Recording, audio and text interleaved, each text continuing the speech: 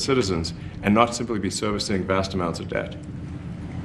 And also, could you mention some of the things that your team has found, some of the crazy numbers, including the woman that walked away with about 30 million, right, etc.? Well, we do find it sort of rather odd that there are quite a few people in the bureaucracy who have ostensibly a salary of a few $100,000, but somehow manage to accrue tens of millions of dollars in net worth while they are in that position, which is, what happened at USAID. We're just curious as to where it came from.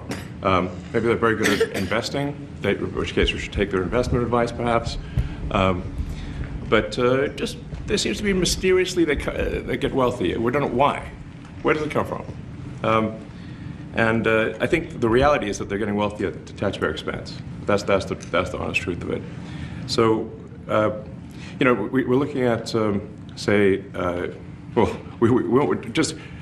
if you look at, say, Treasury, for example, basic controls that should be in place, that are in place in any company, such as making sure that any given payment has a payment categorization code, that there is a comment field that describes the payment, and that if a payment is on the do not pay list, that you don't actually pay it. None of those things are true currently. So the reason that departments can't pass audits is because the payments don't have a categorization code. It's like just a massive number of blank checks just flying out the building. So you can't reconcile blank checks.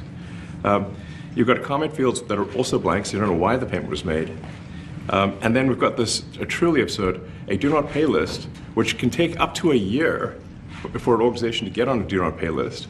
And this, we're talking about terrorist organizations, we're talking about known fraudsters, known aspects of waste, known things that do not match any congressional appropriation, can take up to a year to get on the list, and even once on the list is not used. It's mind-blowing. So what we're talking about here, we're really just talking about adding common sense controls that should be present, that haven't been present. So you say, like, well, how could such a thing arise? That seems crazy. When you understand that really everything is geared towards complaint minimization, so then you understand the motivations. So if people receive money, they don't complain, obviously. But if people don't receive money, they do complain. And the fraudsters complain the loudest and the fastest. So then when you understand that, then it makes sense. Oh, that's why everything they approve all the payments at Treasury. Because if you approve all the payments, you don't get complaints. But now we're saying that, no, actually, we are going to complain. If money is spent badly, if your taxpayer dollars are not spent in a sensible and frugal manner, then that's not okay. Your tax dollars need to be spent. Why is that? Like, it's just common sense. It's not draconian or radical, I think. It's really just saying, let's look at each of these expenditures and say, is this actually in the best interest of the people? And if it is, it's approved. If it's not, we should think about it.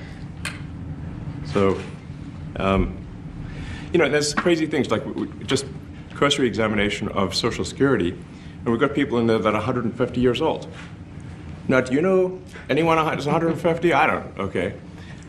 They should be on the Guinness Book of World Records. They're missing out. So, that's a case where, like, I think they're probably dead. It's my guess. Or they should be very famous, one of the two. And then there's a whole bunch of Social Security payments where there's no identifying information. Well, like, why is there no identifying information?